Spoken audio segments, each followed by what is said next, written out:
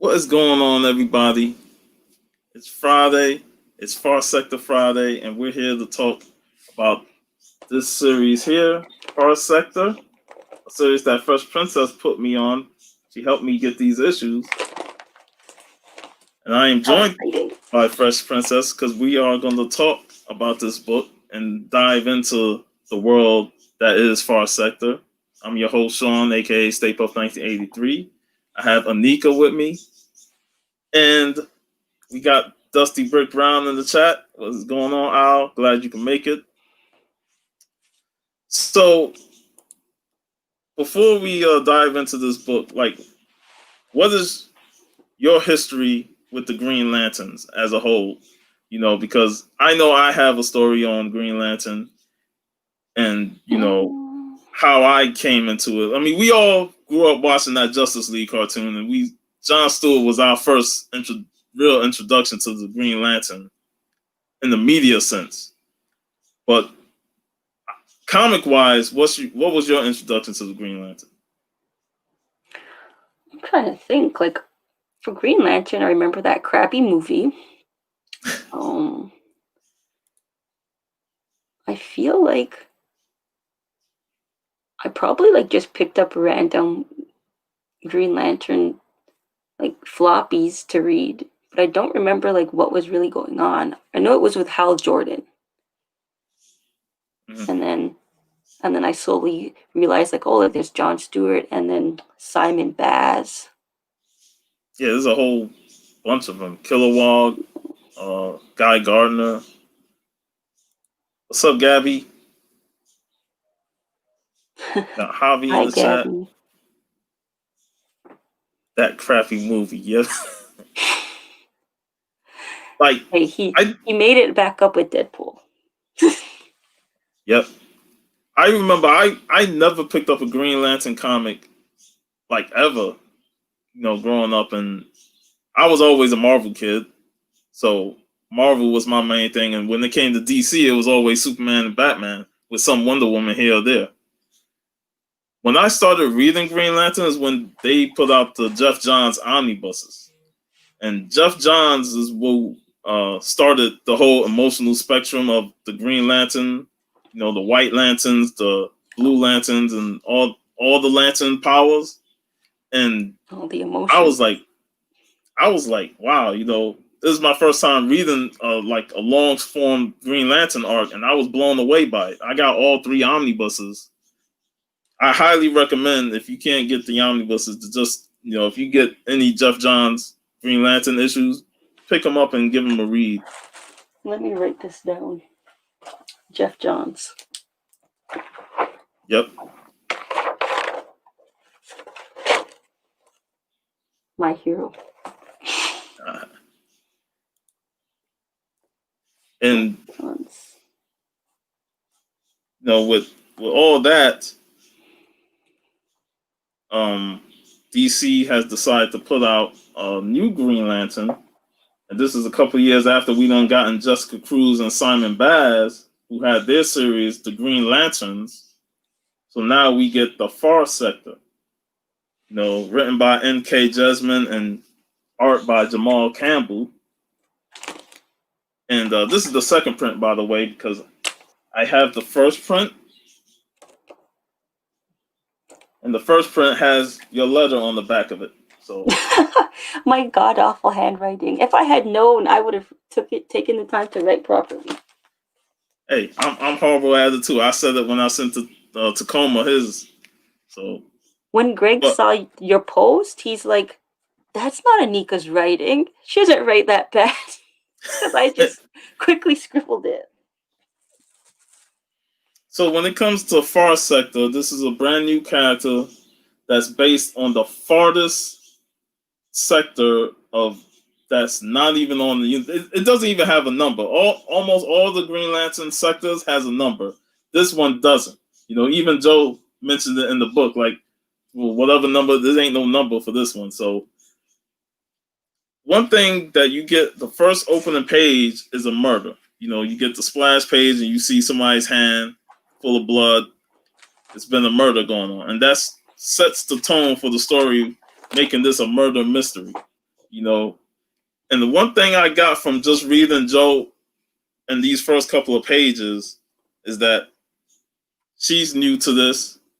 She's only been there for like maybe a year or so, couple months, a year, and she's still trying to figure out her place on this planet, you know, which is pretty much called a platform ever forward. Which the one thing about this series is that it has a lot of weird names. Like even Yes. it For like I everybody and love that everything. Joe brings it up. Like everything is weird and named so ridiculous. You know, the platform ever forward, and the city is the city enduring. And I'm Yeah. like, this city endured a lot of emotionless because every person on this planet is devoid of emotion. But yet there's a murder that took place. And if a murder took place, then that means emotion had to be involved with it. Yep. Because you don't just kill for no reason. And, you know, I like how she's explaining to the officer there, you know, about forensics, you know, because every crime scene, you got to have forensic comes and do the blood sampling, scooping up information. And, you know, they don't know nothing about that because it's the first murder that happened in like eons. how many 100 years? Yeah, Like it's 300? the first in millions of years, and they don't even know what forensics is. So, you know, she's trying to explain that, hey, I need all this information, and I need you to get in contact with the person who died. Get in contact with their people.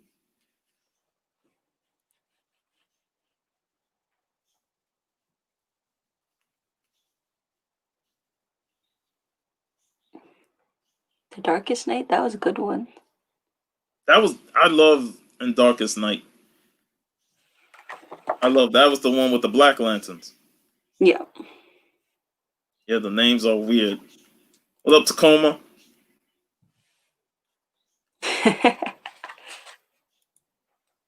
And then, you know, another thing is the beautiful artwork by Jamal Campbell. Very vibrant. Even in this splash page here. Yeah. Like, I'm gonna be 100% honest. It took me probably like a month or two to even get through reading the first issue because I got to like, let's see, I got to this page and I was just like mesmerized by Joe's beauty. Like I would just look at the page and be like, she's so pretty. Like the art in this is just so good. And I'd be like, I have to close it because I can't pay attention. The art is wonderful. I like how different everybody looks, and Joe stands out. But everybody has a unique design. And then after that, we get introduced to her partner's Sins of the Cliffs by the Streaking Ice, another long mouthful name. And they go and visit the council, the Trilogy Council, which is run by the Na, the At, you know, it's like social media, and the Ketoply. And even with Sizzin, her like design is so nice too. Like I like how all the design. I like this page of her and Joe standing that's the together. one I was just looking at. Like how Jamal just like he gets the different textures of their hair down. He gets the different skin tones for like all the different characters. It's amazing. And then we get like the lead voice of the council, which is Marth of the Sea by the waving dark until the sun falls. And even Joe was like, city ass. Yeah. I'm like, that name is way too extra for you, bro. Yeah, because it even says that extra part until the sun falls, that it means he's extra important among his people. Yeah. So he has an extra long name because he's supposedly extra important. But there's something about him that we find out later on, and he has this infatuation with Joe, because obviously they're the same skin color, and Joe was a beautiful woman. So the moment he laid eyes on her, and this is this is the first time that she's met the council. No, so it can't be no more than maybe like a month or two since that she's been there. Yeah. And take note that they're supposed to be emotionless. Yeah. He's already like infatuation. How yeah, Tacoma, he's shady. He's shady. He's been shady from the beginning. I never trusted him. And even after what transpires later on, you still has this untrustworthiness with him. What's up, Jim?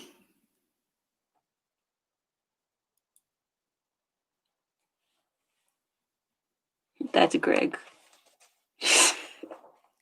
He's default? Yeah, default 167. Oh, man. So we get introduced to the council. The at is the blaze of glory. Averep Thorn of the dry season's thorns. And then you get the luminar of the cliffs by the wavering dark. And that's the sunshine of the council. And then they go over the details on what just occurred. The murder victim, which, like I said, the 7 of the glacier by the wavering dark. He was the one that was the victim of murder that we saw on the front page. And, they're trying to deal with this because it's the first murder that happened in many, many, many years. And that, they want Joe to try and investigate and, get this wrapped up quickly so they can go back to living a normal life, because if this murder happened, then that means somebody is, on the drug, the switch off that took away the emotional block and gave them emotions. Because that's how somebody get killed, is because they got emotions. Mm-hmm. So they want Joe to get this, wrapped up and situated so they can just go back to being a normal society. And as she says, it's like that it's not a whodunit case because they know who did it. They know who the victim was. So she's basically saying, like, you're wasting my time because you requested me here. And even though, like, you knew what was going to happen. And here's the picture of the victim and the person who murdered him. Oh, it's at the end. And the person who committed the murder is in custody. Yeah. So, So basically they know, like, basically somebody ate someone else. So the person's in the other one's stomach. They killed them by eating them. Which is something that the K Topli is one of their backstories, is that as a race they tend to eat people because of their smell, and if they're off the emotional exploit, if they're on the switch off, then they could just do it without asking. Which the emotional exploit is basically, what is it? It's a cyber DNA something. So yeah, that started at birth basically. So you never experience emotion. No emotion whatsoever on the city in Durham. And they know why they do that, because they want make sure people is in control. That's the whole point of taking away emotions, is that nobody's starting violence and that the council has control of everything because nobody can emotionally challenge them. And that's what led.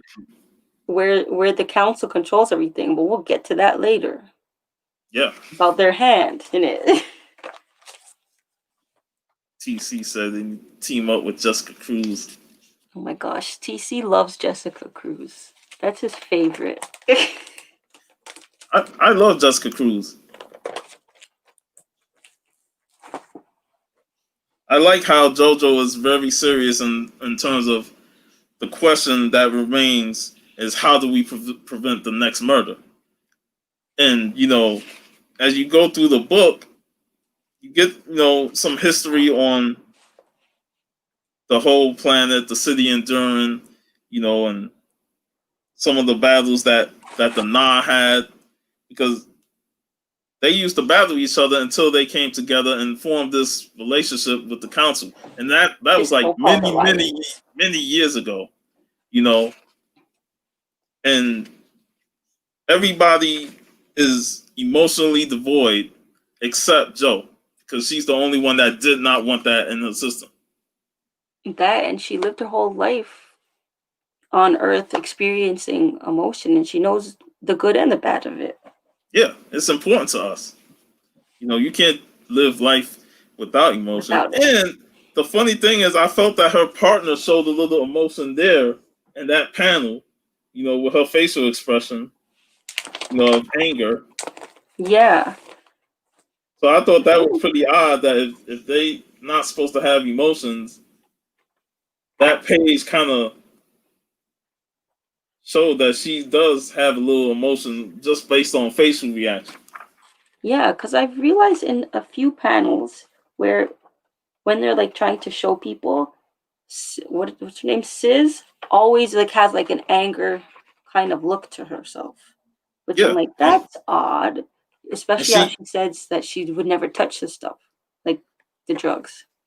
And here she's going at it with the blaze of glory, and she called her meat salad. Mm-hmm. As and that's, I guess, is a term, a derogatory term towards them, Yeah. because they look like plants, but they eat meat.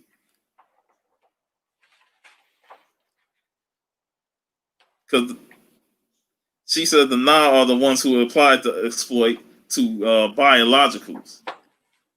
What page So is this on?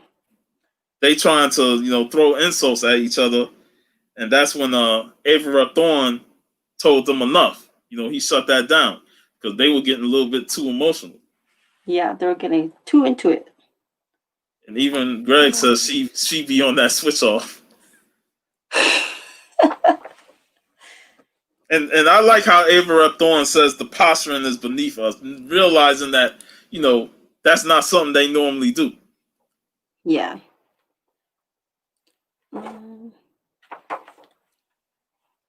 Also, in this first issue, I like their foreshadowing to like the whole 1 year to test the ring and make your mark. Like foreshadowing to like where the whole history of the ring came from. But we still don't know fully the backstory behind all of that. Yeah, something tells me we're gonna get the full backstory of it in the second half of this series. Because even when we got to the We only issue, have 5 left. Yeah, even when we got to the issue where she got the ring, and they explained her powers. One of the other people who I assume is going to be a villain towards the second half is saying that she has flaws, Mm-hmm. and you do see in moments where she has to ask her ring about where power charge is, where it's at. Because if it's low, then she knows she can't fly back, so she got to take a cab. That, or like she can't. She has to keep her emotions in check so that she doesn't fly off the handle on people. And we do see in one issue when we get to it where she let her emotions really get into her after something happened, something major happened. When people start to piss her off. Yeah. And then we get some more dialogue between her and Marth. And he's being a little flirtatious and telling her, I'll send you my address, and if you can, come see me if you want to. Trying to just openly admit that, yeah, he wants her to come to his crib. And we see that in the second issue. But by the end of this issue, she's going to visit the person who committed the murder, to get some information, do interrogation. And by the time they get there, the person has been gone. I mean, green guts and blood. And the person who committed that murder is getting away. So Joe goes into straight chase mode, and you just gotta love this splash page of her, going into chase mode. So automatically, you read the first issue, you get some background of the world, you get the introducing of Joe and the council and Sins, and then you get a cliffhanger of an ending that says, okay, now I'm gonna have to pick up the second issue to see where this is going. So I thought if I would have picked this up when it first came out, I definitely would have continued on by picking up issue 2. But Speculator said, nah, I'm getting like 10 copies. Every time I go to the comic store, last Wednesday, my guy's like, no Far Sector today? I'm like, no. I think I bought all the Far Sectors they had left. Yeah, it's like every other week you have the Far Sector #1. Yeah, because like they were just there, and I'm like, if people aren't able to get it, I'll buy it and I'll give it to them if they want it. Shout out to Gabby who got her package from you, first issue of Far Sector. She forgot about it. Sorry, she didn't know it was coming, so she didn't check her thing. Also, speaking of Gabby, let me show off the painting.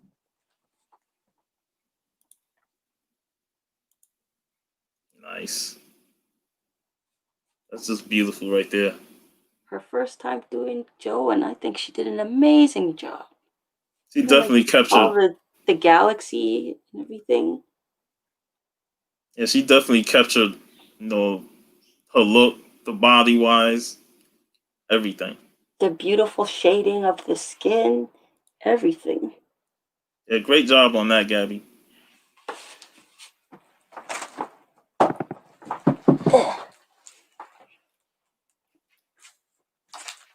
So now we go into issue 2, and we talked about this off air about how it opens up Matrix style.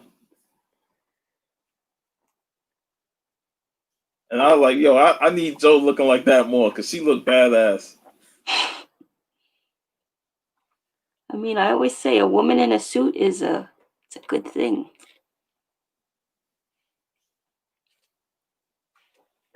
Let's start on the now, Javi. Yeah, before you can't find any copies anywhere. It's only a 12-issue run. We 7 in so far. Man, these pages from Jamal Campbell and the chasing, it's just amazing. Honestly, my dream is to one day cosplay as her, and hopefully he's at a convention. Well, he should be. He's from the area. And then I can get him to sign my stuff while in Joe cosplay. Awesome, man. How would you do the hair? I don't know. First of all, convention season isn't for a very long time, so my hair will grow out a little by then. I don't know. I'll figure something. Maybe I'll have to cut the back and keep the front long. I like how she's chasing this person and she uses her Green Lantern ring to just push everybody on the wall.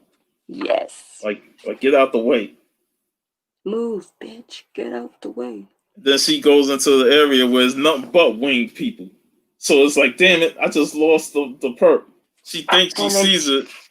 She flies for the first time. Yeah, she takes flight. She thinks she sees the perp and she catches. It turns out to be somebody else because she doesn't have no blood splatter on nothing on her hands and face. Yeah. So now you got the person who committed the murder dead, and the next person who committed the murder is gone. So now there's no information, no nothing. It's like a strange twist A in it. dead end. Normally you think, okay, if they have the perpetrator, you go on for investigation. You don't expect somebody else to kill said perpetrator who committed the murder.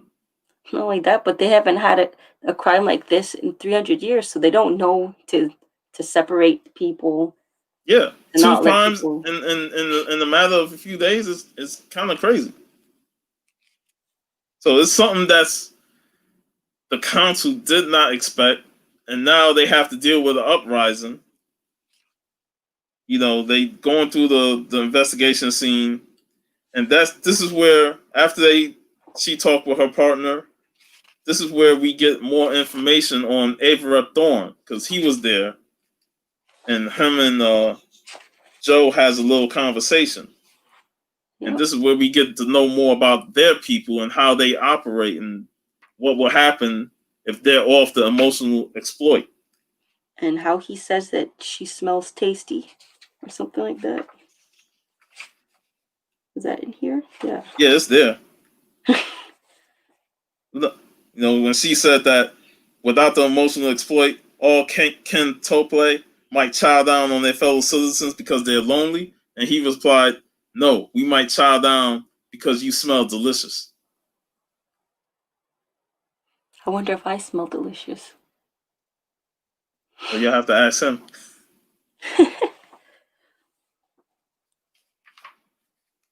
Well, I felt like this is probably, a lot of information that we got on them as their species, for him. And it shows that he was willing to tell her this because he wants to get this thing situated because it's dealing with his people.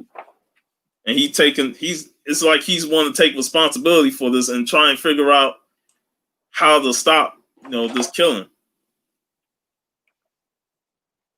Yeah, because she finds out later that by him saying you smell delicious, that means he actually respects her. Yeah. I think that was mentioned too. Yeah, by Sis tells her that. After we brush up on how her and Sis had a failed relationship. And now they're just friends, but it's complicated. And it's right here when he said, imagine yourself hollow, Lantern. Millen, aching with emptiness, cold with it, alone inside your own skin. And in that moment, you feed warmth, something fills you, not mere flesh, but a presence, another soul, as bright and strong as your own. And that gave a look on her face like, I was wow. just about to say, look at her face after that. She's like, yeah, she's almost like, oh man, what am I around? Am I around somebody that might just eat me on the whim? What's up, Big Remo?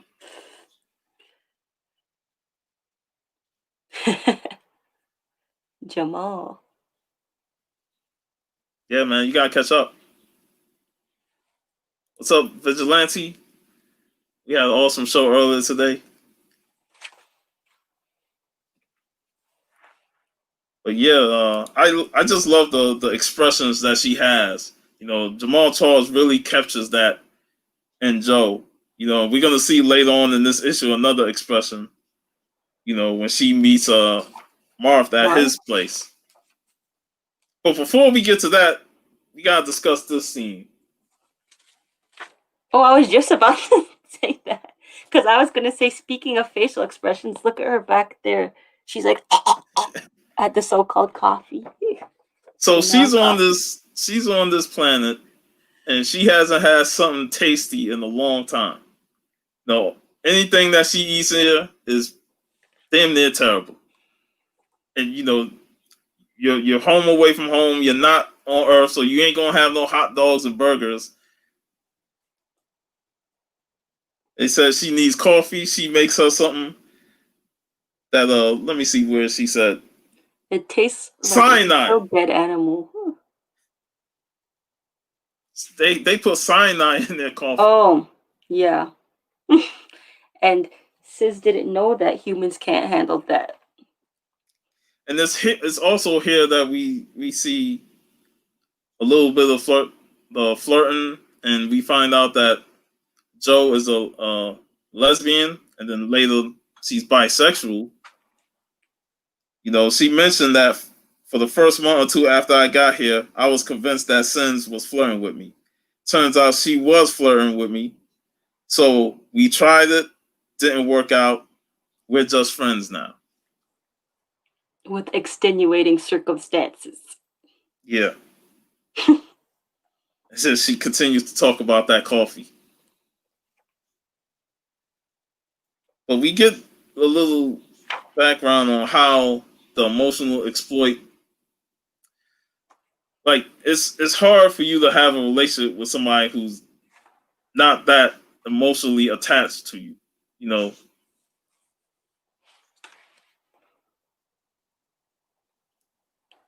Friends don't let friends get chomped by sentient carnivorous plants. I like how she said it tastes like a distilled dead animal with dookie breath. Poor thing, and she tries to drink it to make Sis feel good. That's good friendship right there. Yeah, because Even even if though it didn't work out, Sis has no emotions, she's still playing into like not trying to hurt her feelings, even though she doesn't have feelings.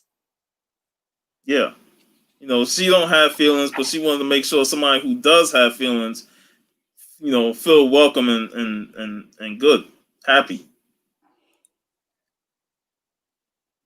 She looking for coffee like how Luke Cage go out for coffee. Maybe because them two together. She's the coffee,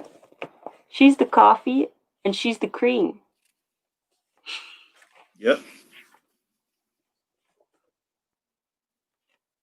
Now here we get some more background on the K-Toplite, and this wonderful splash page.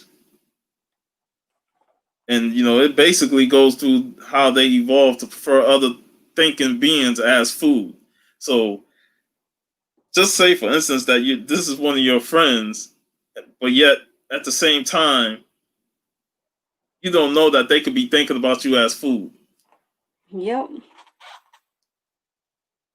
And they evolved to prefer other thinking beings as food. Before contact between our worlds and theirs, they ate each other. So I'm like, I hear that. I'm looking at the door, looking to exit.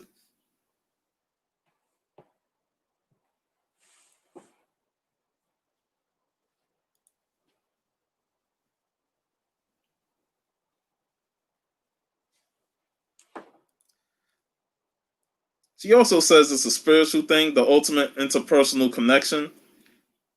You smell delicious means Ava respects you, and you mentioned that earlier.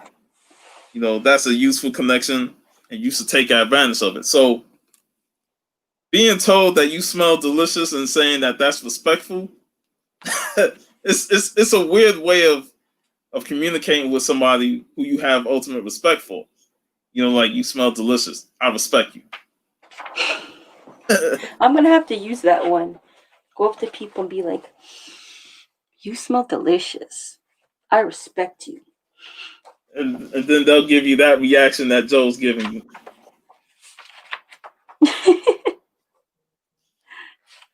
More like they'll give me this reaction. Yeah. And again, it hints at their little flirtatious thing that they had going for each other. Oh, what's up, Big Will? I have arrived. I just see it as, even though they don't have emotions, they have these expressions on their face. Like when you see her walking away, And she looked kind of down and sad. Yeah. Well, I mean, in that panel, it does say, "I'd never touch that filth." Talking about the, what do you call it? The, Switch off. what's their drug called? Their switch off. But even through the exploit, I feel such rage sometimes, such sadness. Just a hint, muted, but enough. So like she does experience emotions. It's just very muted. It's not like as full blown as if she were to take the drugs. And I guess that's why people want the drugs, because they know they have this emotion in them, but they can't release it because it's tampered. It's Yeah. She's restricted. like so suppressed. Yeah, and they want that feeling. They want that sense of joy, and the switch off gives them that. And then Joe goes to see Marv, and this guy is feeling himself, man. I'm like, for real. I mean, look how he just comes out like he Right? coming out the bed. Like he's truly feeling himself like no other. And then he asks for a He's dance. got energy. And you can just see he's high as hell. He's high off that emotion. I mean, come on, you ask somebody to dance. Like He look at, coming all while they're suave. dancing, look at the way he's looking at her. Yeah. Smiling and everything. Eyes lowered. I have to admit, though, this was a great splash page. I should post this for Yes, this Splash one. Page. I should post this for Splash Page Saturday. Do it. You get to see different dance styles and stuff. And like Joe is genuinely having fun. Yeah, because she hasn't had this type of fun since she got there. Yeah. And To the point where she gets lost in herself a little bit. and that happens to her. Because she's still trying to deal with this new world, that there's times where she just want to get the stress out and just have fun. And then after that, she realizes, I need to get business. I need this information. And he hands her the information to the family member of the first victim.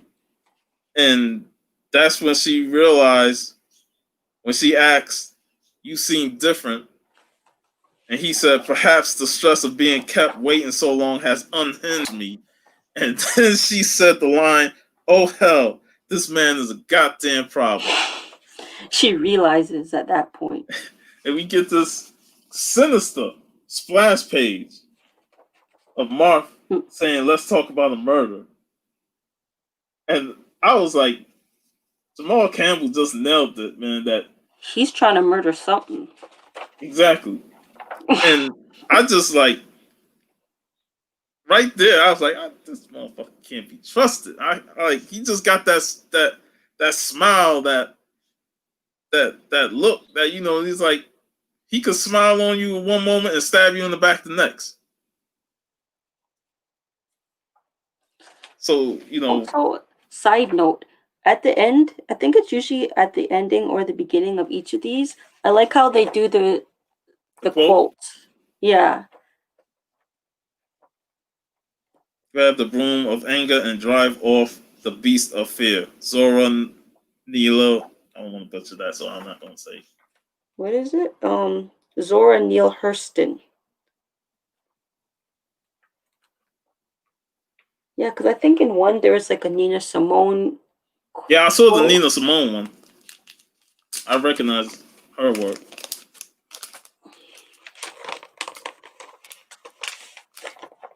So far, you have a council member on Switch Off, which is against what they represent. Which they basically brought her into their city to enforce the opposite of that. To Exactly. enforce no switch off. And he's openly on it, trying to seduce her.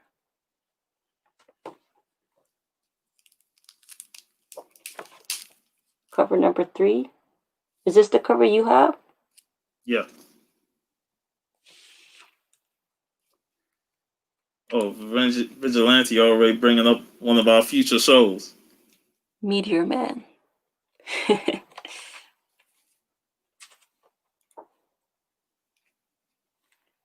So we get that tidbit, and then we start off the next issue with the James Baldwin quote. And if you don't know James Baldwin, you better look him up. Not everything that is faced can be changed, but nothing can be changed until it is faced. And of course, Amen. you turn the page and you're faced with this guy, still smiling, still high off that switch off, With and his still shirt trying to almost seduce. down to his navel. Yeah. He thinks he is hot shit. He said, there are things you don't understand about me, Joe, about us. So he's already trying to imply that, we could be together, if you get a And better she's, understanding. try me. Try me. Then he Exactly. Look at offers, what she says there. I knew Counselor Marth seemed different, too relaxed, too human. yeah. From the beginning. He felt like somebody that was, I said suave, and that's like trying to be like all this ladies man. You could Yeah. just see it in him when you first see him on the first issue. With his dreads.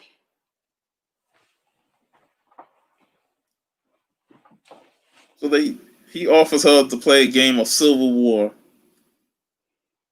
And it's like, how long are you gonna keep delaying her from doing work? That was the thing that kind of bothered me. It's like you give her the information, she got work to do, but yet you sidetracking her.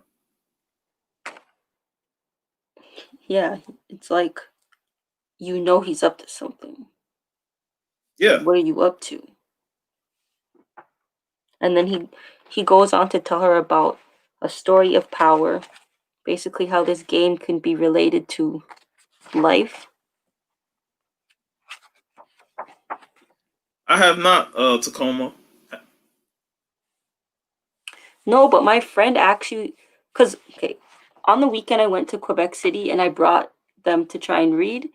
So I had seen an advertisement in the book, and I'm like, have you ever read? Oh, I think it was like one of these. I'm like, Yeah. oh, have you ever In read all the books. N.K.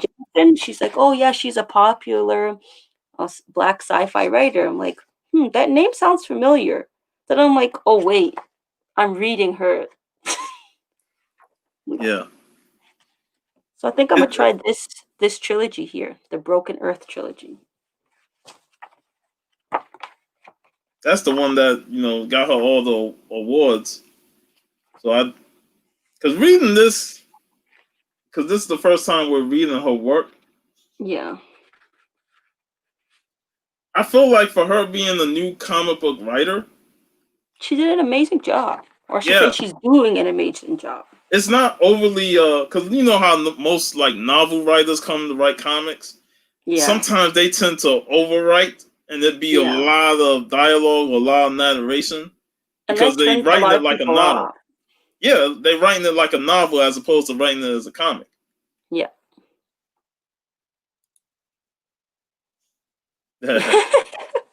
Basically, call him Starbucks. She's supposed to be great. I've only read one and wasn't blown away. I'll still give it a shot.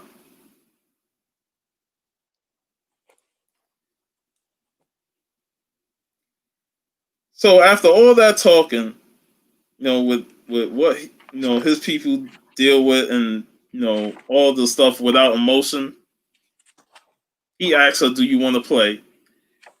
Like she smartly says, "I better go. It's been a long day." And it's like he's been trying so much to try and seduce her into what he likes and stuff like that, but those not gonna fall for that. Well, at least for now. And this is where we get introduced to her AI, and that's Can And Has. has. But wait, what's her full name? Or do we not find that out yet? I read it down. Oh, it's here. I Can Has Earth Stuff 01. Or ICHES or Can Has. Like I said, the names in this book are a mouthful.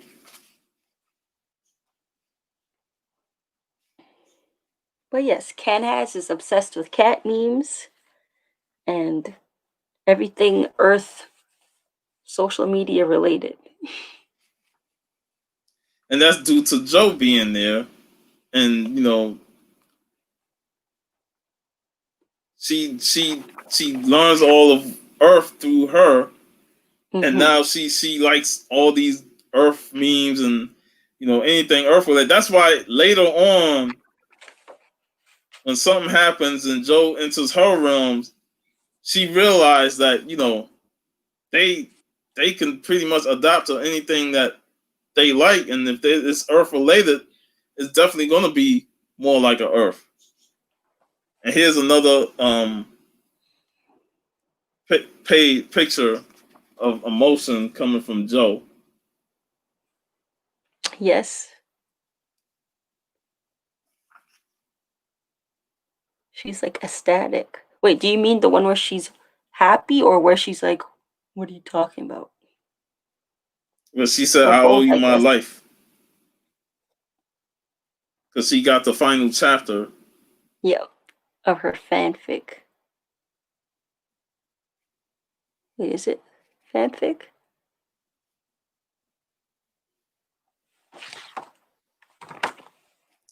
A job as your assistant is enough. I'm only in this for the sweet, sweet vintage cat memes. And she also let her know about her father. The confirmation the father sent the email reply. It'll take a few months for us to relay it. And I know we'll see the father in the next issue, or the fifth issue when we get the background on Joe's character.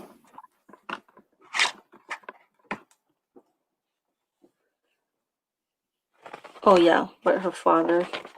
I feel like it's complicated. So after this, she gets a call where she got to go to for some crowd control, because Crowd this is control. where the protesting comes into play. And when she gets there, This is like this page too, like the artwork, the intricacies. mm-hmm. It's just amazing. Like it actually looks like fire or like lava or something. And you can see on the bridge, you see the people coming to get ready to confront each other. Yeah, like from both ends. But like you said, it's so dynamic with how he draws it. Like you don't really know what you're really looking at. Like, is there really fire, or is that just Yeah. how it is?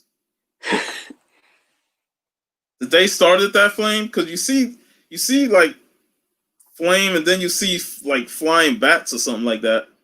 Yeah, because like the flames look like it's coming from the group that's like advancing, coming from the left.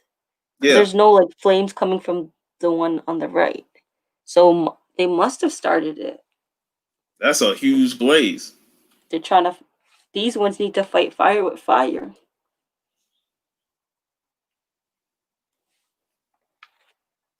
So she gets with the peace officer there, Who may or may not be related to Sims, Sis. and when he said the name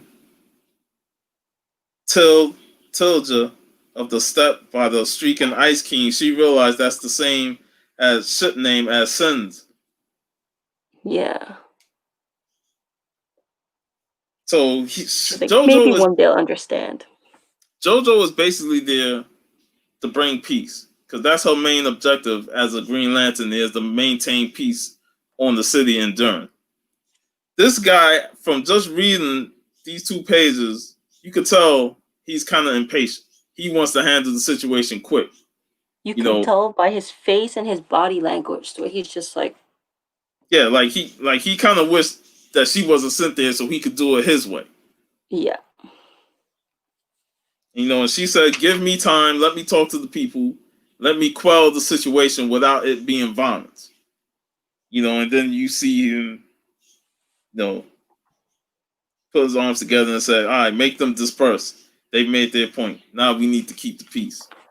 So she goes out there. She gets in between the crowd, and she wants them air out your issues. What's your issue so we can come to a conclusion and have a peaceful solution. And one person says that emotions are what caused the burnover. The emotion exploit saved us from wiping ourselves out for good. And another person said that's a lie. That's council propaganda. So we see that there are people against the council. There's people for the emotional exploit because they feel like without the emotional exploit, there's going to be violence, there's going to be murders, and that people are going to uprise. Yeah, and then it kind of gives her. I don't think it's kind of like a flashback, but she's thinking back to past American history with the whole Nixon, bring back law and order, bring back our cops. And even the leader of the resistance say that switch off isn't addictive and emotions aren't evil. Everyone knows aliens caused the burnover. And Joe's like, so it's all somebody else's fault. Yeah.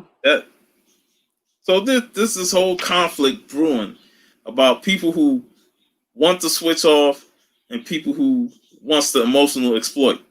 People who wants to maintain the peace, but people who wants that emotional fix. They want that emotional feeling. In this last panel, it kind of like shows you how they're basically protesting without thinking that they're gonna actually reach a census on anything. Like they're protesting for the sake of protesting. Because when she tells them, okay, write up 2 demands, they're like, are you serious? Like they didn't expect her to say that. So they don't actually have demands ready.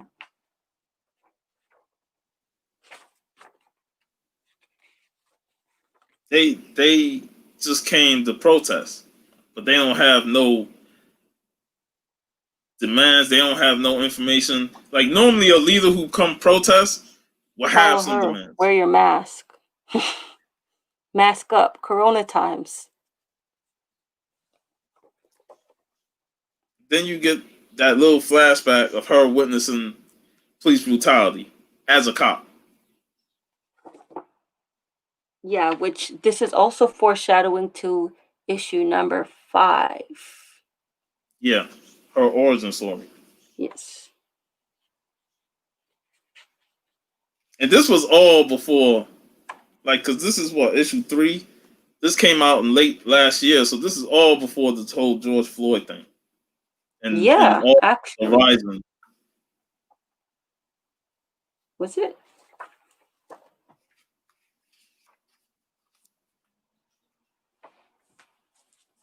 Did this one come out in 2019 or 2020? 2020, but it was March, and usually that'd be like January or February. Yeah. Because I think it was either this issue or this issue that I bought in Florida. So that would have been February.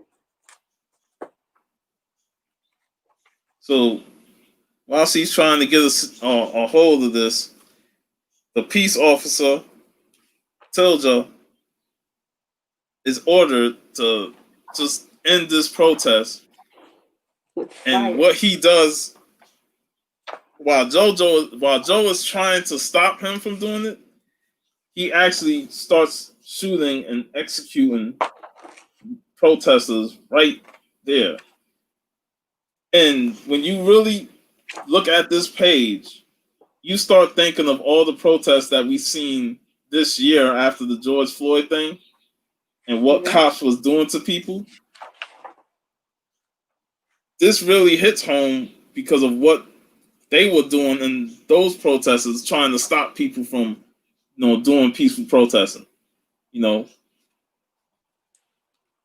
And Joe sees that, she sees people getting killed, and she goes on the emotional rage and just shut that whole thing down. Yeah, she's finally pissed off. It's like, all right, you're gonna feel my wrath now. As she says, you emotionless motherfuckers.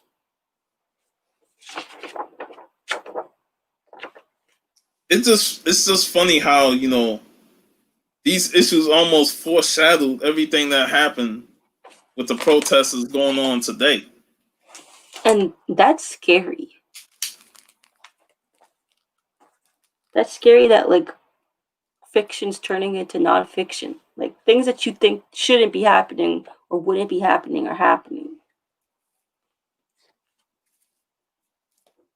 Yeah. So now we gonna go to issue 4, and this is the aftermath of what went on from the last issue. And I like how Joe is she's discussing the situation, and then she ends it off with saying "Welcome to Far Sector," like she did the previous issues. Yeah. And here's where the Nina Simone quote: "I ain't about to be non-violent, honey." Yup. It's time to bring the racket. Bring the smoke. Now here's where he says, Tiljo says that the order came directly from the counselor, from the non-counselor Marth of the Sea. So you go back to issue 2, and you like, I knew I didn't trust this guy, and when you see that, you be like, see, that guy wants to hold the peace, but then he's creating more violence by having his people shoot protesters in the back.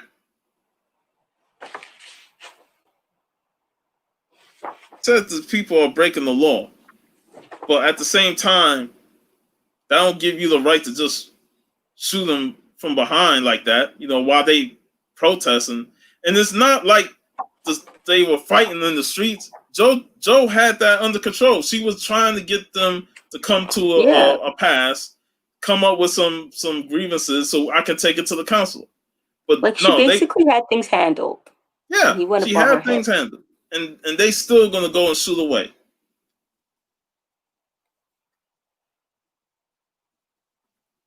And she's just getting on top of him.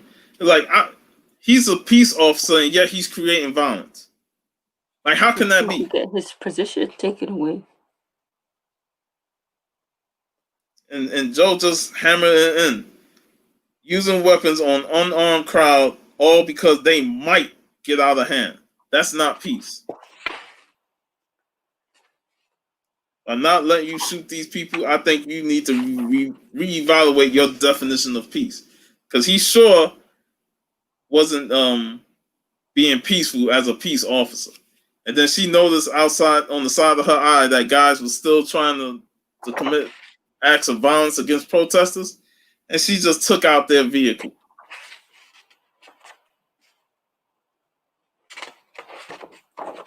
And she even admits that it wasn't peace what she just did. So he stands down, and then she's going to go off and see the council. And it was at that moment that we get introduced to another character who talks to Tiljo. Huh? Who starts to talk about the origin, not the origin, but who starts to talk about her ring, like how she's not as powerful as other lanterns. Yeah, the flaws of her powers. Yeah, and I wonder how he'll come back into play, because this like the first time I seen him. I can't remember if I saw him in the background before. What is this one's name? Does it say? And What's this this is guy's where name? no, it doesn't. And this is where he dropped the names of Guy Gardner and John Stewart. Oh, that's what it was. It was Guy Gardner. That's what I was talking about earlier. So he comes into play and says that, hey, she's flawed. You know, we just need to strike when the iron is hot. And, you know, Joe goes to help all the people who's been hurt in this protest, you know, due to the peace officer and his men shooting them.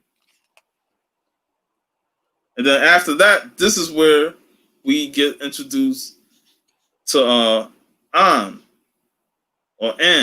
who is Seven's wife, the person that was murdered in the first issue. So obviously, she's the one that's going to have the demands, you know, to take to the council.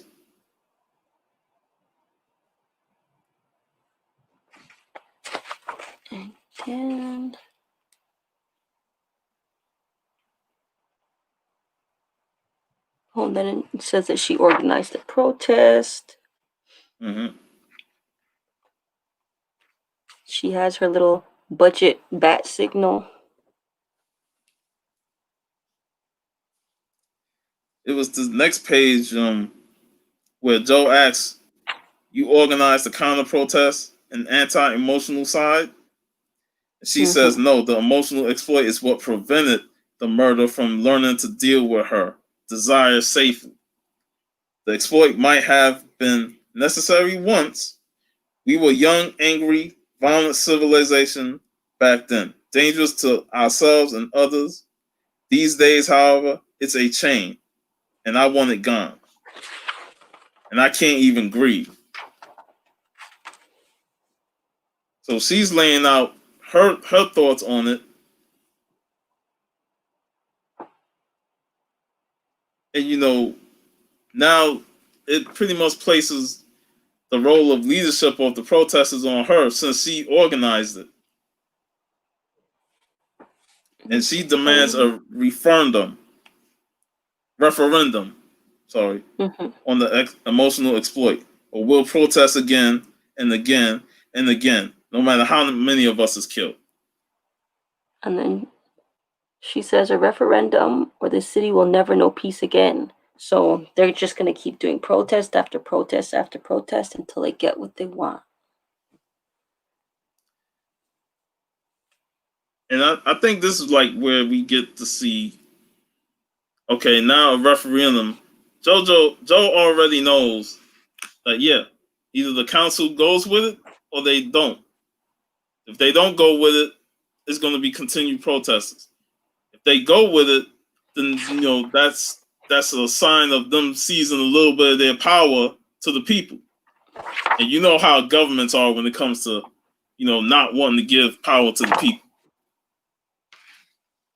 I mean, we've seen that over history. So then she goes to the council, but they're not feeling it. Everybody's just staring at each other, not saying a word. And then Marv says, "Please don't get emotional, Lantern."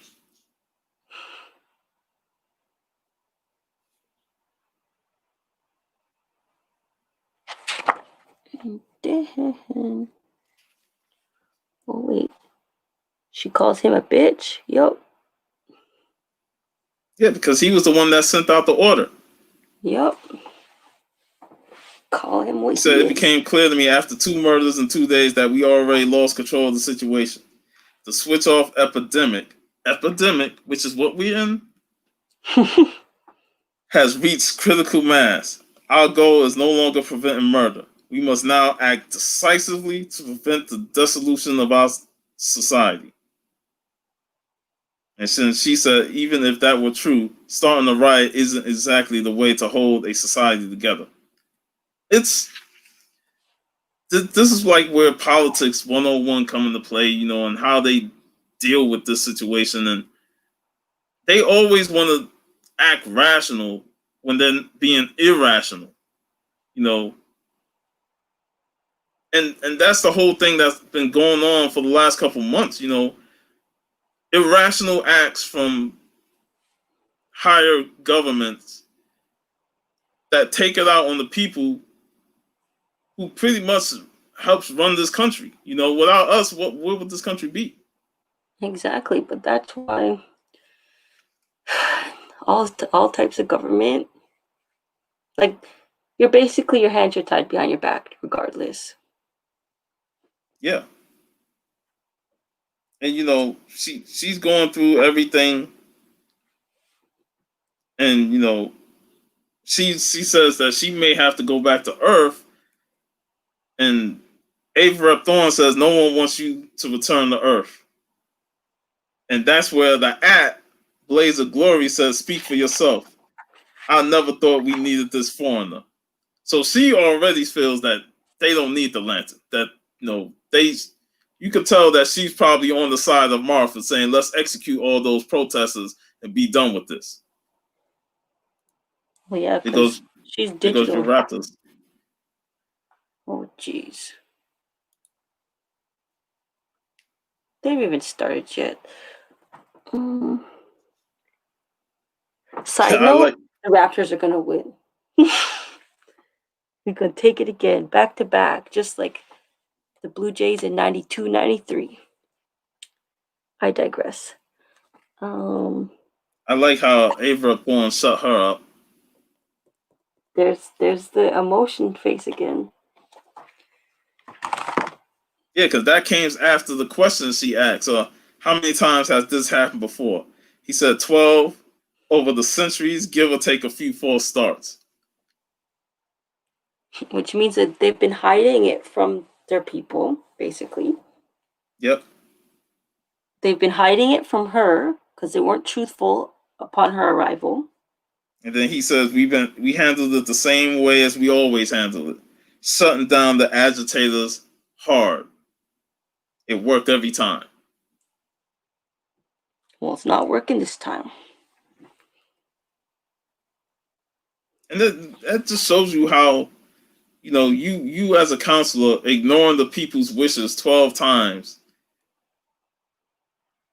And, when it doesn't strike you as problematic, you just look at it like, it's just business as usual. If they rise up, shut them down. It might take another 2 centuries before the next rise up. Shut that down. And it's like, how many centuries it's going to take for you to realize that, maybe we do need to change. But, as long as it's centuries or something like that, they're not going to change. And I just love the face palms he gives them. Yes, exactly. And then they ask her if she has any recommendations, and she's like, I already told you, stop killing people. It ain't going to help the situation. That's where we see her power level is at 8%, 5 days to full replenish. So she has to take a taxi. And this is where you see the handing her the ring. Yes. A well-manicured hand, I may ask. So you know it's a woman. Well, no, sorry. We can't be assuming. It might not be a woman. So that ends off issue 5. No, issue 4. Now we're going into issue 5, which is her backstory.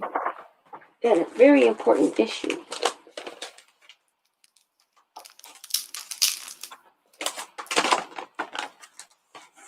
And this issue actually highlights certain things on Earth, between Black Lives Matter movement and what happened 19 years ago on this very day that we're on, 9/11. Yeah. Can't believe it's been that long. Like, it honestly doesn't feel like it was that long ago.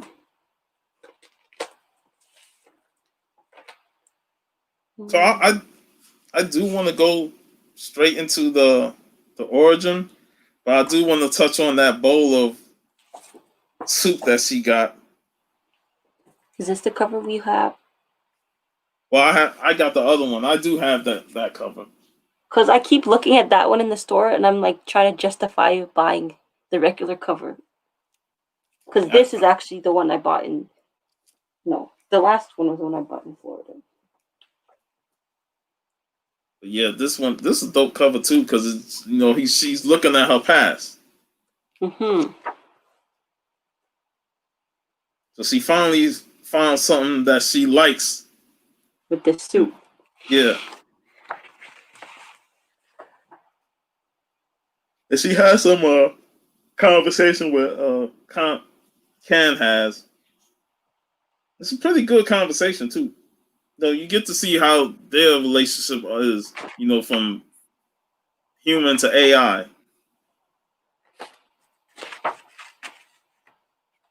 I just took in, like, I always knew that she had the soup, but I just took in that she took 2 big jugs of it home. Because it tasted so good that's probably going to be her only meal. Her only meal ever.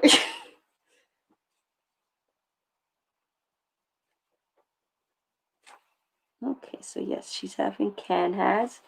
You see how Can has a cat thing on her eye now? Yeah. Cat paw.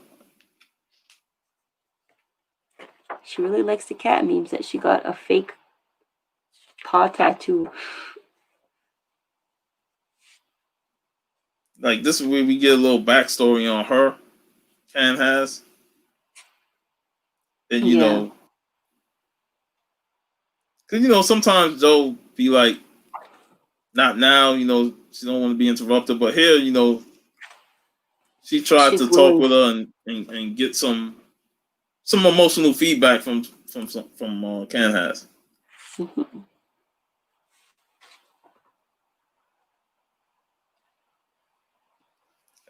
And I think it's partially because she's waiting for her ring to charge back. So it's like she has the time. Yeah, even if she has to go over all the information and stuff.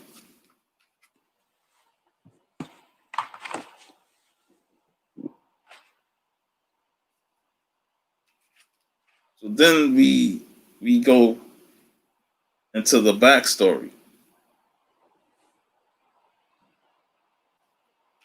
And this is where we get to see she's from New York City. She got teenage Joe with the single braids and the baby hair. Her mother, of course, didn't get the promotion. And And her father seems understanding at first. but they're doubling the rent. And the mother also talked about the discrimination. And then we all know about jobs and their way of discriminating. Even if they got it in HR, even if they have a list of discrimination, that's not going to stop a company from discriminating. Especially because they're saying that that it would be discrimination against white men, even though everybody in the office is a white man except for her. Yeah. Then he says they're almost doubling the rent. And obviously that led to something between them that created a rift and a divorce. I And kind of then didn't like that. 9/11. I kind of didn't like that. I would have liked it if she had still had both parents together. But, it was written into it like that. And then you said like you said 9/11 happened. And they go out and to help rescue people. So that was her first instance of, being the person that looking to help out other people.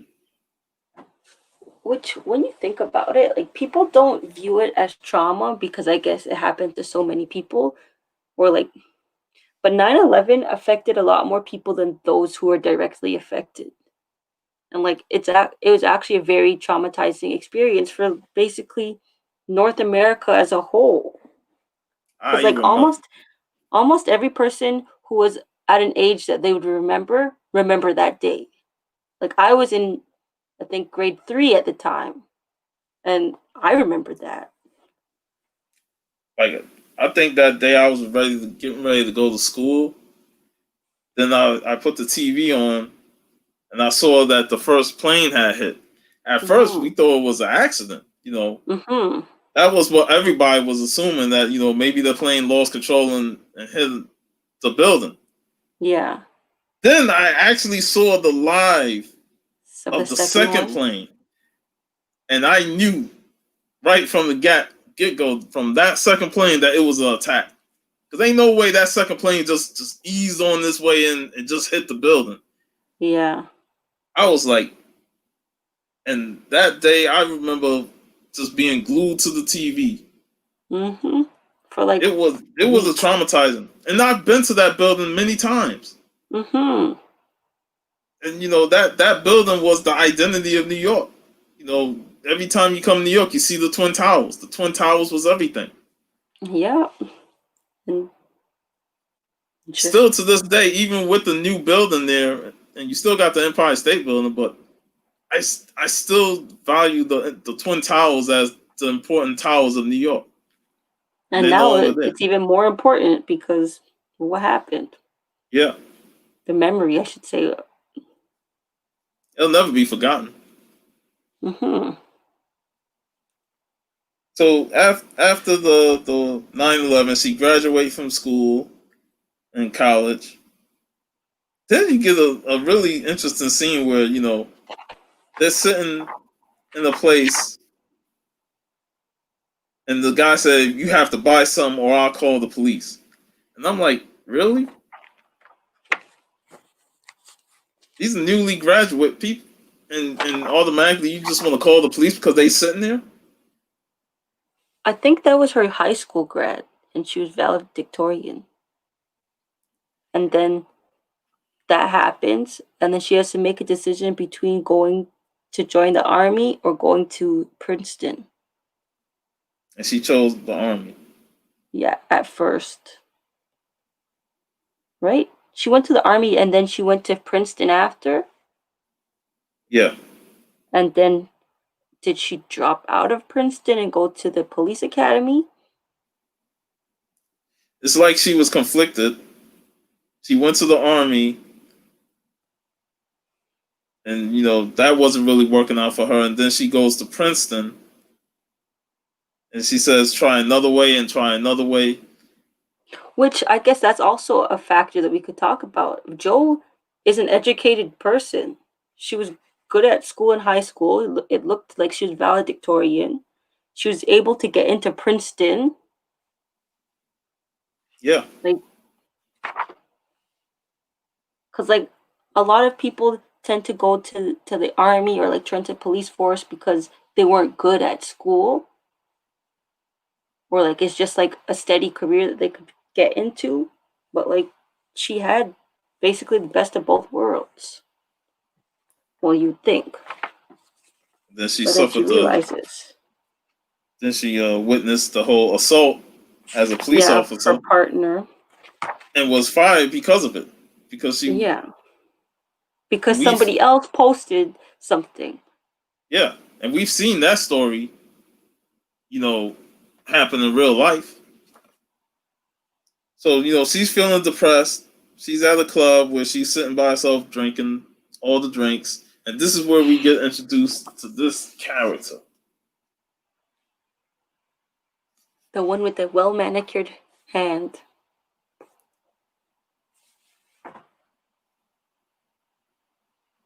And a warrior who what passes for such in this culture, persistent, or so I thought. Here though, I find you wavering. I also just took this in. I didn't realize this the first time I read it, or the first time I looked at it. Her pendant is actually the Green Lantern. Yeah, the Green So Lantern. like, so like from then you knew that that's what her business there was. But she's still a mystery though. Oh And yeah, we when she still know who talks, she is. yeah, when she talks, she has the green letters, with the green word bubble. So that already tell you how important she is. But she's still a Hmm. mystery to us. Yes, this is true. Her outfit is banging. I feel like some of this style rubbed off onto Joe, because those boots look like something she'd wear as her Green Lantern outfit. Also, this character, this mystery one, her green is more of a lime green. So like that kind of makes her different in a sense too, because usually all of the other Green Lanterns are more of an emerald green. And did you notice she gets smaller? Who? The lady. Wait, yeah, that's true. Her head starts to look more like She's tall round. when they start Yeah, walking, and then by the I'm time they get seeing to the that. last panel, she's small. What the? So now she's actually taking the form of one of the Guardians, because they're small in stature. Oh my I didn't notice goodness. that before. I missed that too. The things that you pick up once you reread stuff. Because even So her skin color, she looks more like, yeah, now she's she now looks like she's a taking the greenish form of a blue. Guardian. Yeah. And even her outfits changed. Yeah, it's like now it's that cloak that the Guardians wear, Mm-hmm. and then you see Joe on the top of the building with her powers.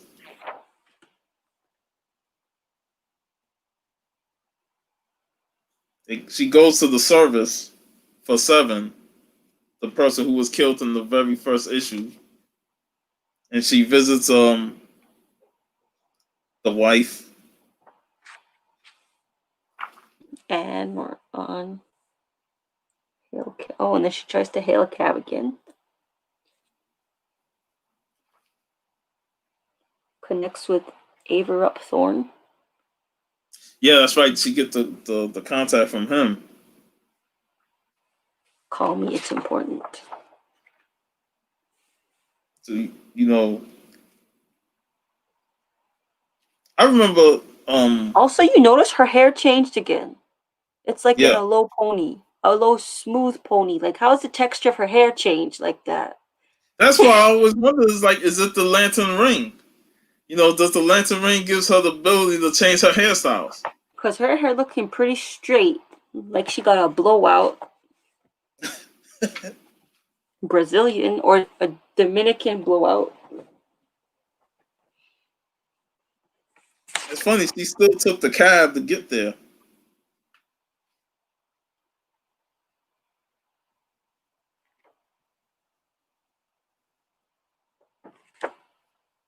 But yeah, issue 5 was an important issue to read, and like I said, just going through it again, you really pick up on new things that we didn't catch the first time. Right. I can't believe I didn't catch that lady was actually becoming a Guardian. Because you and I had discussed that earlier too, like how we weren't sure if she was a guardian or not But because then like she they're literally small. transformed into me. I'm like, damn, how I missed that? So I'm like, wait a minute, she getting smaller and smaller. What is going on here? And then she's the actual height of a Guardian. Now I'm trying to think if I've seen her before because I know they had Guardian with that look. I remember a bald female Guardian with that look, so she may have been in Maybe the we can Green find out Lantern. who she really is. Yeah. Oh Lord, this page. She looks like Star Trek, uh, Uhura. She looks like Uhura there. Her hair looks like Uhura. I'm thinking of either Diane Carroll or the Sparkle movie.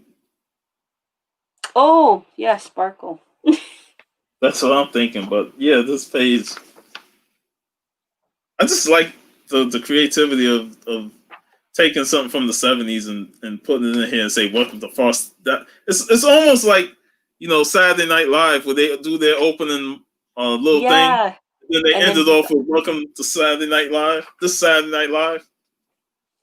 this aggravates me. Like, go away. This should Well, not be happening. this is the issue that it happens, and he comes to visit her, and now we get another hair change. I'm like, she went from her pompadour hair to now she's got this like curly afro Yeah, hair. like curls. I'm like, I think this is probably the one character that went through so many hairstyles in a couple of issues. She's a true black woman. I remember when you posted Look at the all those. Michelle Obama arms. Yeah. Remember When I when you post all posted, the storms. yeah, all the storms, and I remember Brown Sugar Outlaw saying, "But they like to change up storms so much." Like she was a Barbie doll. Yeah. So we get the reveal here through him coming to talk. He came to offer an apology, for what he did, and that he was stepping down as council member. And Joe was kind of shocked at that. And he But brings a flower. brings a flower because he see I have this cover. This one is Sanford Green, I think. Yeah. This one's the regular cover. He brings a flower, and he's saying that, yeah, I stepped down as council member. What does that mean? We don't know. We just know that he stepped down, but he could just be trying to save face because he's trying to make amends for what he did.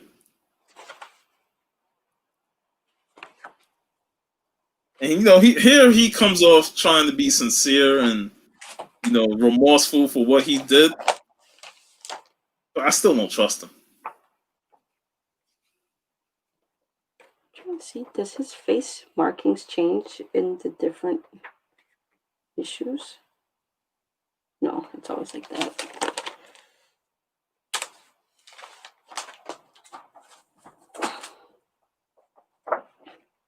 I like where he said, she said, "I don't believe you," and he said, "That too is fair. But have you never committed a wrong yourself, something you shouldn't have done, or something you should have?" And it goes back to what she was seeing her partner, assaulting, another black person. Yeah. And that kind of broke her a little bit there. And, they both got their heads down, and he calls her the expert in emotion. When does the pain of having committed a wrong end? And then she's like, damn, guilt. So right there, like they both feeling guilty for both of their situations. And this is where emotion comes into play because now they're emotionally letting themselves, feel the guilt of what they've done. And And then he asks her, why didn't you accept the emotion exploit when you came to live among us? And then it's like he says, you see, emotions are a difficult vice to give up. So that's the thing. Like when they don't have their emotions, it's like, okay, you don't know them. But then once you like get that little taste of emotion, like I guess with most drugs, it's hard to just give that up because you've had a taste of it. Yeah. And that's where him being on the switch off, he knows how deep emotions can run. And then he makes it okay by saying emotions are natural to us. Who are we really without them? How can a leader make decisions if he doesn't know himself? So it's like he's saying he's the leader, or he was the leader, and why shouldn't he?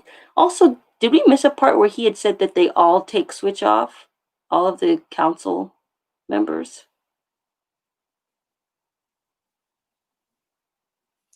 I'm not That sure. happened, right? Or am I imagining that? I wouldn't. I wouldn't be surprised because you know when we remember when we discussed earlier about how Sins was arguing with Blades of Glory Yeah. and how they were like kind of emotionally going at it Mm-hmm. because the words being said. Like I wouldn't put it past one of them to use it. Because I think he had said that they all use it.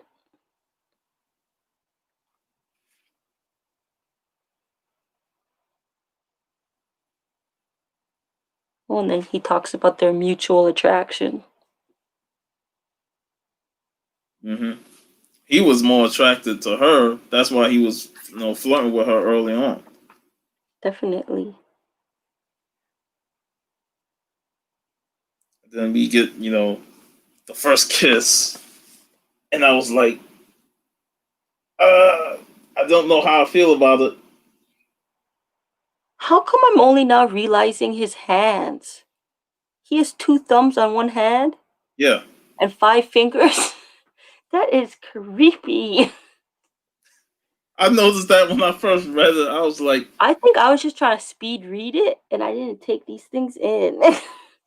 I noticed that when I first read it. I was like, I'm counting the fingers, and I'm like, that can't be. And his nails are painted a dark color.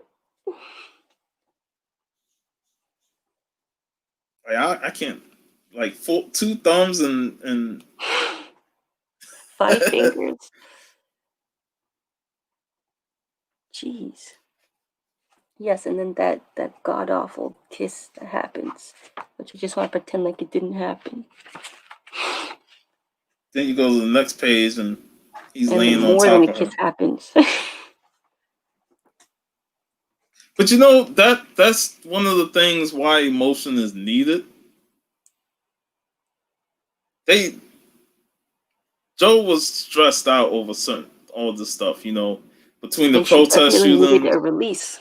the protest shootings, the council, the memorials that she went to for the murder of the first victim.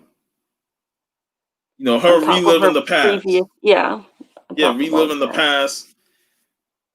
She really needed that emotional release, and he came and gave it to her. You kind of wish it wasn't him, Right? but It could have been anybody else. Why did it have to be him? and then after he leaves, that's when Can has comebacks into play.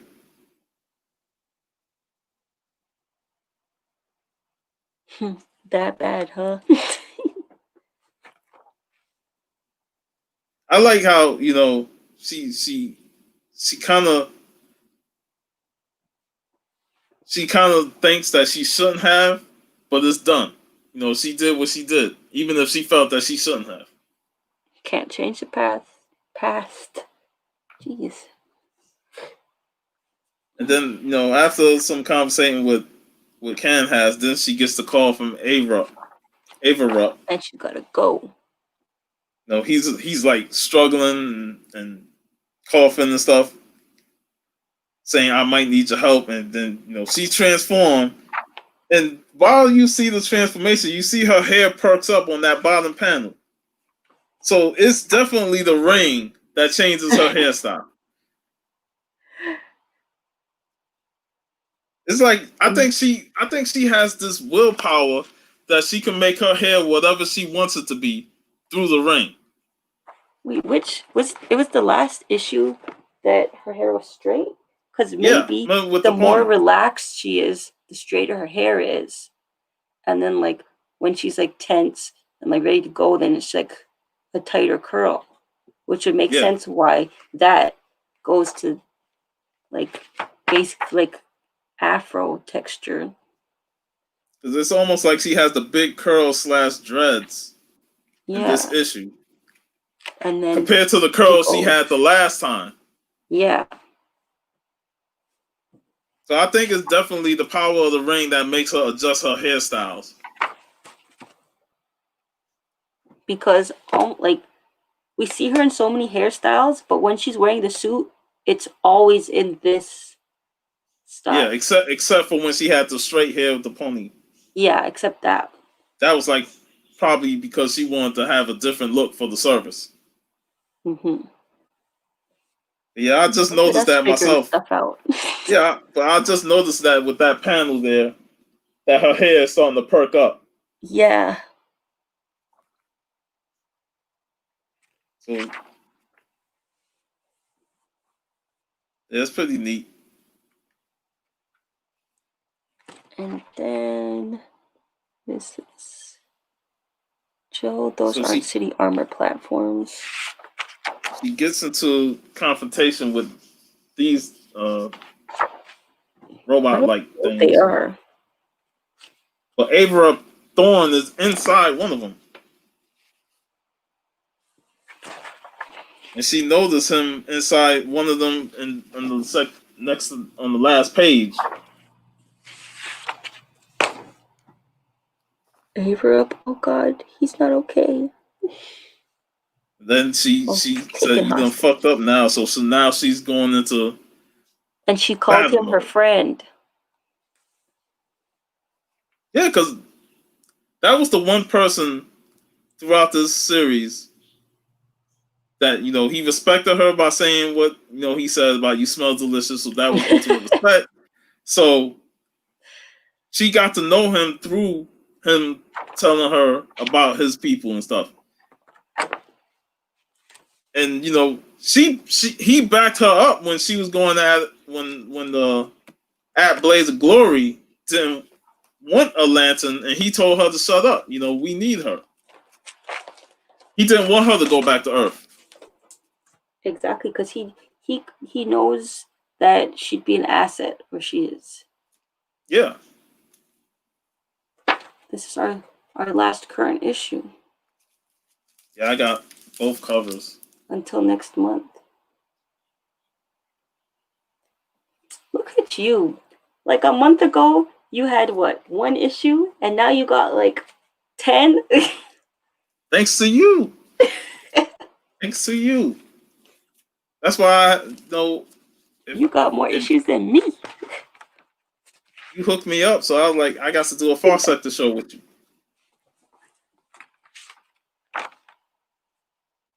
Get the Lauryn Hill quote. You might win some, but you just lost one. I love that song. These are some banger quotes, though. Yeah. So she goes into armor mode at the beginning and starts battling these robots, with Avra Thorn being inside one of them and possibly being dead. And she got this is the first mission that she has with her, on her side, because most of the time she's doing her own battles without this is the first mission that she has her on her side. She gets to utilize her for all the good that she can do. Yeah, because she gets to run data, biological information, and she's just helping Joe out. Like, other than Joe, who do you think is your favorite character in this series? Shoot, man, he's dead now. I mean, I liked him, just by how he presented himself to Joe and how he talked to Joe, and I would have liked to gotten more to him, and then they just kind of cut him off like there. I was like, damn, man, because he was the more reasonable one, whereas Mar he was too flirtatious and suave. Yeah, he's my least favorite. Even after what happened last issue, I was like, I hope he turns bad so she can take him out. And then Blaze of Glory, she's the one we know least about, and she just she just come off as somebody who can't trust. She don't like the human lantern, so I like Sins, but I want to see more of her. I want to see more of her too. I like her and Ken has. Yeah. So I'm hoping we get to see more of her and Ken has in the second half of the series. I sure hope so. Like you said, 5 more Get rid issues. of them. No, so Joe handles it, with some great Jamal Campbell artwork.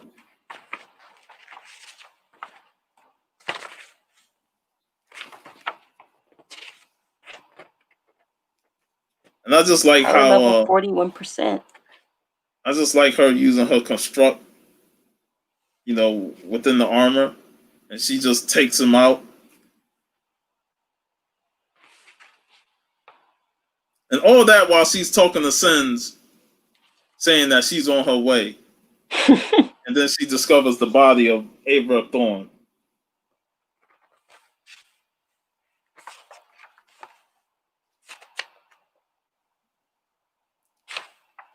All this time, we realized that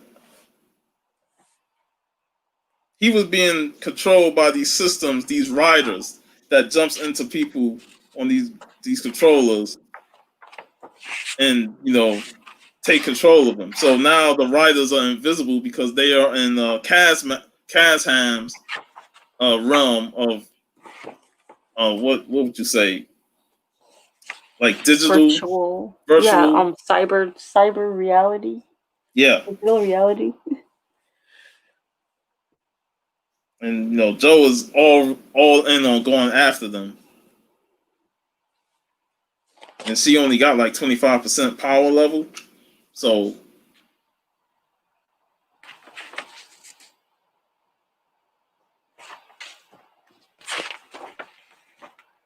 I think that eventually she might get more power than the others. Than There's going to be others. some kind of breakthrough. Because they said that hers reaches a capacity and how it's like not as strong. Well, I think it's not as strong because she's supposed to like rely on like her people skills basically to like talk people down. So I think that somehow they're going to manipulate it somehow that her ring is going to end up being just as strong or stronger. Sins brought up an interesting point about how no biological can hope to defeat an at in their domain, and they've tried before. So where's that? On this panel.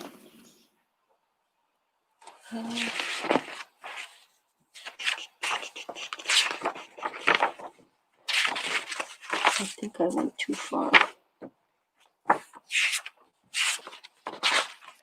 Sins trying to say that we have at officers, and Joe is like, well, send them to meet me there. So Joe is not holding back. She wants to go after them because she knows she lost Avra Thorne. She lost the person who killed the murder suspect. She's tired of losing. She wants to get to the bottom of the situation because the mystery has gone beyond just the murder mystery now. Now it's becoming more that sci-fi element. Now you're going into the realm of cyberpunk. All that virtual reality. And then we get the little on this page we get her with the Guardian again. Yeah, the blue-skinned Guardian now.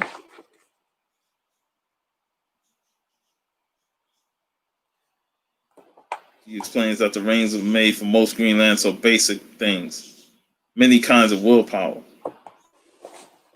So wait, Sean, we really were missing out because I don't ever remember seeing the Guardian looking like that in this issue either. I was just thinking that she was looking the same way she looked before. Like tall and skinnier.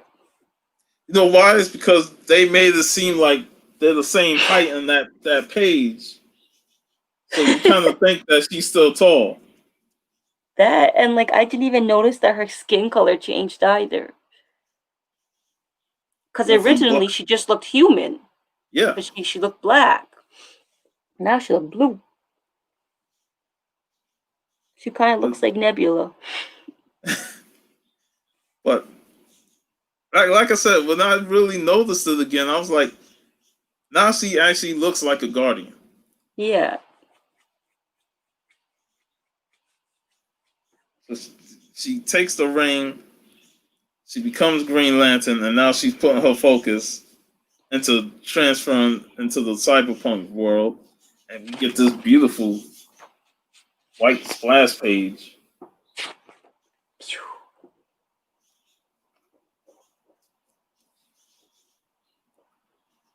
Well, welcome anyway. There's no place like home, etc.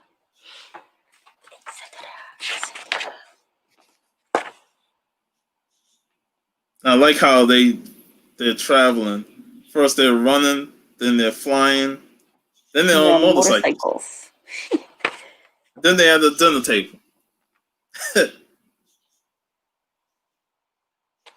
Have to think like us. Remember, we don't need travel time. We don't have bodies. Don't think of elephants.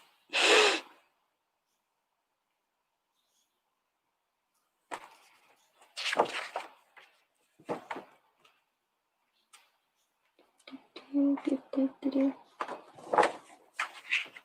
Reminds me of just like, Gundam. you Is know, this what a Gundam looks like? yeah.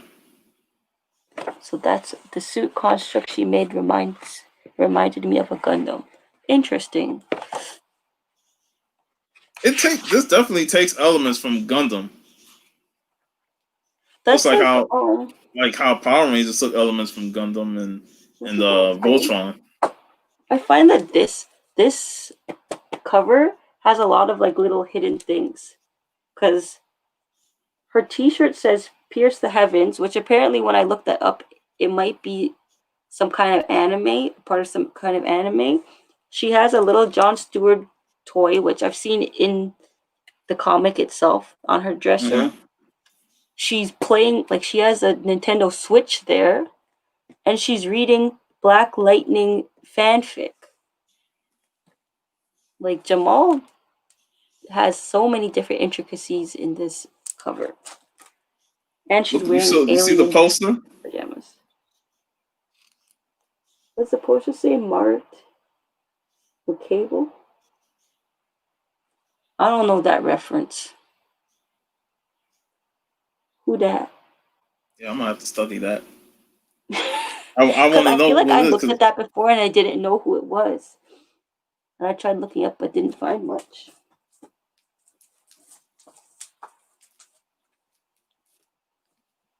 So by the end of this issue, they find the writers,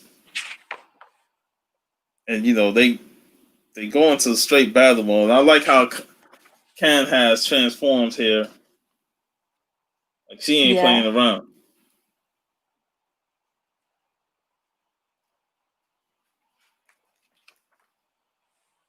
Like, is that she got a gun in her mouth? The claws are out. Yeah. And then she got all these like torpedo like things on her shoulder. Yeah. Like she's ready for war. And She's I ready like for war. the Matrix reference again. That I was was just perfect. about to say all The the two that Matrix are in the reference. upper corner. I remember when I noticed that. I was like, oh man, they are definitely showing love to the Matrix here, just like they did with the Morpheus reference. It's nice when the fandoms cross over. Yeah, it's just badass. There are probably a couple of things we have skipped, but we're almost at the 2 hour mark, I think we and did well. this has been a fun like read through. And Lucky number 7. if you guys haven't checked out Far Sector, definitely check it out. It's a fun series. I'm glad you hooked me up with these books. I was able to get 6 and 7, and then you sent me the first 5 issues. 5. I thank you for that, You're welcome. and I'm definitely can't wait to talk about issue number what 8. 8. 8. Like It's maybe gonna be. When It's gonna be a that'll good be a one. shorter. Yeah, that'll be a good one to just to do an episode on issue number 8. Cause what is issue? Issue number 8's cover looks nice too. It's like so tiny. I might just get both covers. What does the other cover look like? The variant. Oh, the variant looks nice too. I think I might need to get both. We'll get both covers. Megan Hetrick is the cover artist for the variant. Variants have been pretty dope. But Yeah. I think Big Will showed one on the show last week. I don't know if you caught that. He had one of the slab 9.8 variant of Far Sector number 1. See, number 1. There was 3 variants. Was it the one where she's like this? Or something? I think so, yeah. The Jamie McKelvey variant? Yeah. We go to issue number 1. That's a really nice one. Yeah, he showed that off last week. But I'm definitely looking forward to issue 8. We can definitely do another video just talking about issue 8 when it comes out, if you're down for that. What is this nonsense about them doing every other month? I thought it was going to be October, November, December. It's August, October, December. So they're going bi-monthly now? Because it went November, December, January, February, March, June, none in July, August, none in September, October, none in November, December. What the hell? So after October, we gotta wait till December? Yeah. At least it's December 1st, but still, it goes August 4th, October 6th, December 1st. Wow. So now they bi-monthly. I didn't even know this. And this is a 12-issue series. Yes. That's like when Doom Patrol went bi-monthly. I was like, God, the delay is gonna kill this book. Right? They're trying to kill it off before the original 12 issues completes. Man. I'm glad I saw this now, or else I'd be like, Far Sector. Waiting. Where's my Far Sector? Hey, it's like that kill switch, man. We need that, man. But yeah, we can definitely do another episode when that issue come out. And then I also have another book that we can do a future video on if you're interested. I know it's one that you championed, and I have gotten it. Yes! I'm so happy. You should read it because me and Shranja are doing one of our book club meetings on the series. Yes. Oh, really? Yes. Awesome. Yes. I had just gotten that. October. And the Cartels issue, so I got all of them. I only have number 1 of Cartel because I can't find any other ones. In fact, I think it's here. This is the only issue of Cartel I have. Yeah. Yeah, I got them. I got all of the first one. Our Genius thing is October 11th. Definitely gonna tune in for that. I'm looking forward to your next episode on Lupita's. It's gonna be really light because it's a short book. It's just a children's book. But y'all can probably turn it into a 3-hour episode. With us, probably. And I enjoyed that show too. What makes it good is that on Netflix right now they have Lupita read the book.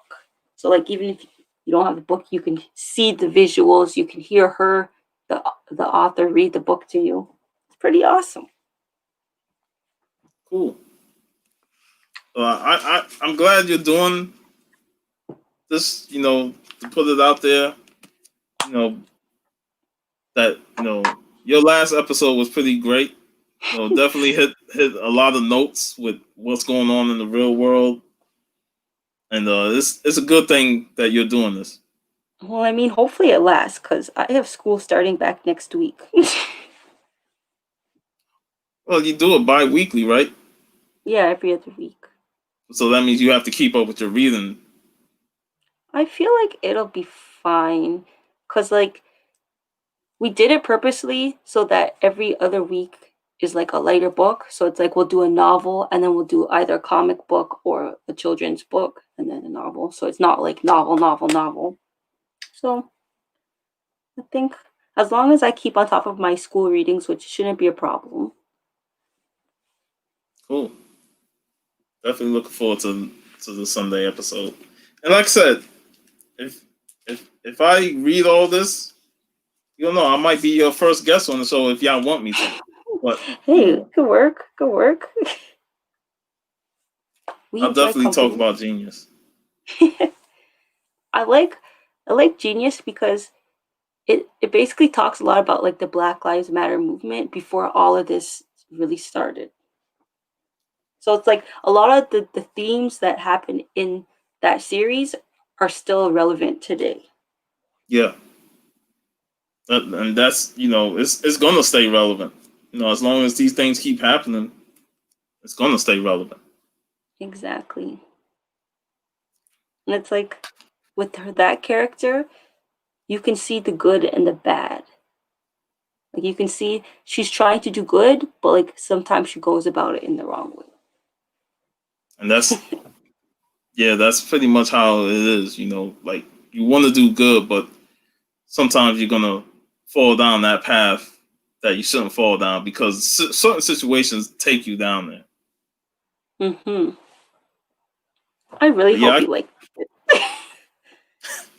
Cuz I hey, tried to get Greg to read it. He didn't really seem that into it. I'm like, is it just me? well, I'm definitely gonna give because the covers are amazing though, man. Yeah. The covers are amazing, and I'm like, if this can't bring I my used one attention of with the these great covers in my covers, cover challenges. yeah, especially this one. You used this one a couple of times. Yeah, the chess one. I'll definitely gonna give it a read, and I'll let you know how I think about it. Okay. But I won't be offended if you don't like it. but thanks again for joining me for this episode. I felt like we covered a lot, and we probably missed a couple of things, but you know, 2 hours talking about Far Sector and how good this book is. It was amazing, and I hope people can go and read it and enjoy it and catch up with us. So by the time we get to this bi-weekly schedule, they can catch up with it easily. Or Yes. bi-monthly, I meant. Support the artist, support the writer. The artist also does Naomi. Yep. So thanks again, Anika, for joining me. You No know, problem. hopefully we can do this again. With the next issue of Far Definitely. Sector. And thanks for everybody that stuck around. We only got 3 people watching, so it started out with 12 and then it just dropped down to 3. But it Sorry, don't not matter. sorry for being boring because Far Sector is not boring if you actually read it. Yeah. But it was a great episode. And tomorrow I'll be on my show. I know you have the Brown Girl Book Club coming up. On Sunday. Yeah, So Sunday. with that in mind, I hope everybody enjoys their weekend and be safe, y'all. Peace. Yes, wear your masks. Wear your mask.